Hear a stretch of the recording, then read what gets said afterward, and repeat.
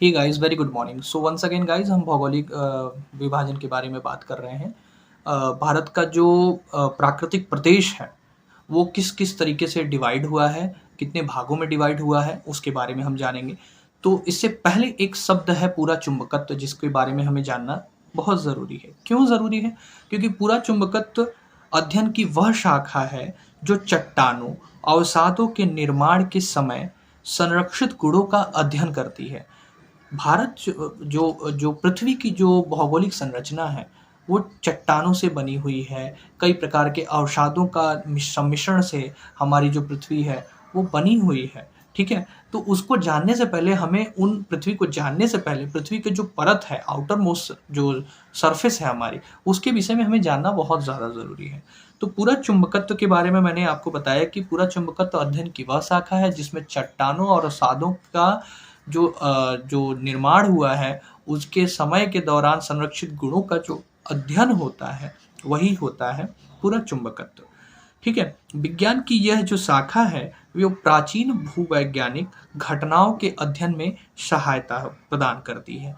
ठीक है? पृथ्वी के चुंबकीय क्षेत्र का अध्ययन जो होता है, उसे पूरा चुंबकत्व के माध्यम से ही किया जाता है। क्यों? क्योंकि पृथ्वी के अंदर शायद आप जानते होंगे कि पृथ्वी के अंदर चुंबकीय गुण होता है। नॉर्थ पोल और साउथ पोल जो है एज़ अ चुंबक के जो दो पोल होते हैं, उसी की तरह बिहेव करते हैं। चुंबकीय रेखाएँ जो होती हैं, उत्तर से दक्षिण की तरफ जाती हैं। इसीलिए देखते होंगे कि अर्थ में जब हम एक मैग्नेट का बार लटकाते हैं, तो वो नॉर्थ और साउथ वाला जो सिस्टम है, उस दिशा में हो जाता है। ठीक है? तो जो ये चीज़ है, ये पूरा चुंबकत्व के अध्ययन से हमें पता चलता है, ठीक है? उसके माध्यम से ही हम जानते हैं। अल्फ्रेड वैगनर के महाद्वीपीय विस्थापन सिद्धांत, जिसे कहते हैं कॉन्टिनेंटल ड्रिफ्ट थ्योरी, इसको जो है प्रमाणित करने के लिए इसी पूरा चुंबकत्व का अध्ययन किया और इसी के आधार पर उन्होंने ये बताया था। क्या बताया था? कॉन्टिनेंटल ड्रिफ्ट थ्योरी को बताया था। महाद्वीपीय विस्थापन सिद्धांत को उन्होंने पूरा चुंबकत्व के आधार पर ही डिस्क्राइब किया था, ठीक है? महाद्वीपीय विस्थापन सिद्धांत के अनुसार भारतीय स्थल पिंड जो है वो गोंडवाना का भाग है। गोंडवाना लैंड जो है, पहले जो प्रारंभिक स्थिति में क्या था, हमारी पृथ्वी पर एक लैंड सरफेस था जिसे लॉरेशिया कहते हैं।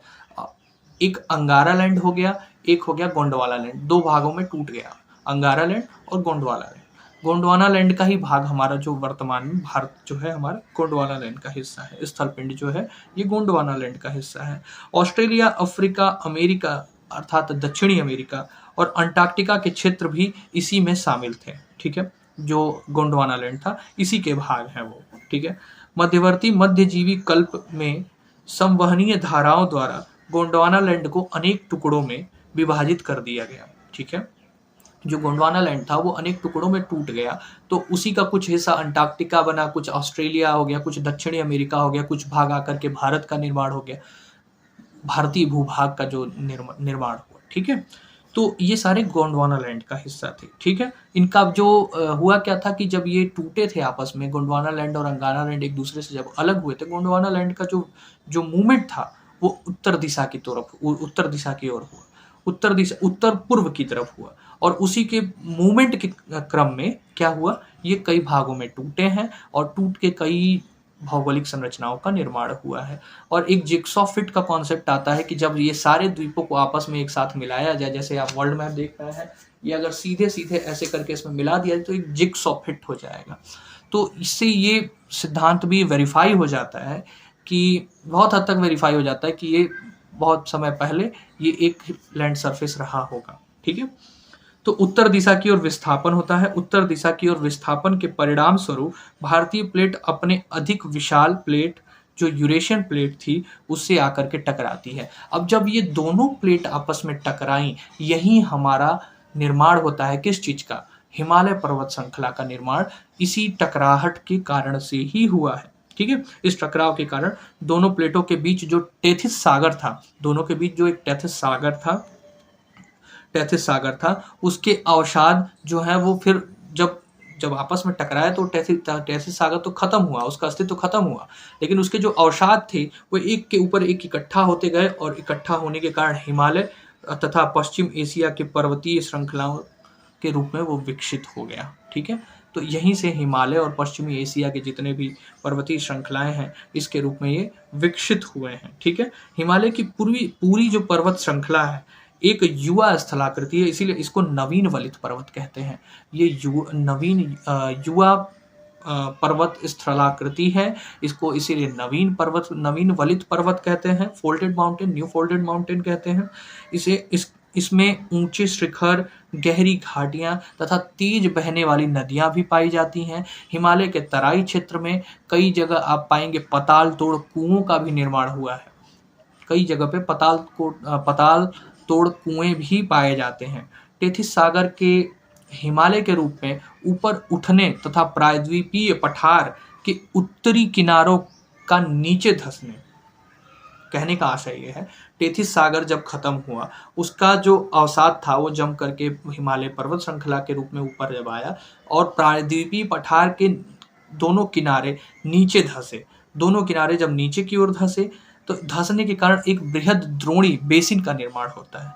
ठीक है, इसके साथ ही साथ समय के साथ साथ यह बेसिन उत्तर के पर्वतों एवं प्रायद्वीपीय पठारों से बहने वाली नदियों के अवसादी निक्षेपों द्वारा धीरे धीरे भरा गया है।